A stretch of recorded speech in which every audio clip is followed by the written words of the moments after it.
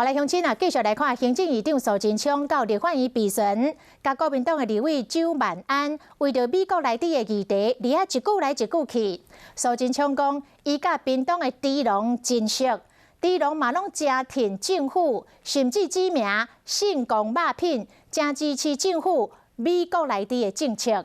结果，信公肉品是透明发表声明，甲苏贞昌来洗面，讲因根本就无甲苏贞昌讲到美国猪肉的问题。苏贞昌早起嘛来澄清，伊讲伊是讲业者拢真支持政府口蹄疫甲非洲猪瘟的政策，伊嘛无讲到特定的厂商。我去屏东，那个信公出口猪肉到日本，他还是国民党中常委呢，他很支持的。 国民党立委周万安甲行政院长苏贞昌，佮为着美国猪肉的议题你来我往，这时苏贞昌讲到真支持政策的信公肉品，透明就发出声明稿表达立场。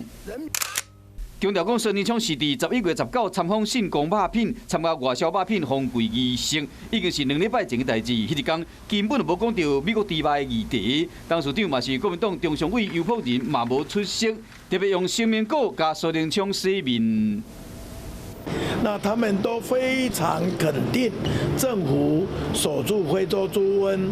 政府口蹄疫拔针成功。我讲的是这一段，他们支持政府，并不是指哪一家公司支持含莱克多巴胺的肉品进口。苏贞昌赶紧背回，唔是讲业者支持有莱克多巴胺的猪肉。 因我共款讲是顶礼拜去参访信公肉品，日子敢若阁是斗袂肉。实际去这间工厂，员工还伫无闲，公司的高层讲出门去开会，因我强调讲，该公司的产品绝对无莱克多巴胺。的客户或消费者昨天可能因为苏院长在立法院的对谈，然后可能会觉得说我们公司好像是支持院长是来参加我们的外销封柜仪式，并没有去谈论到或提及到任何来做的事情。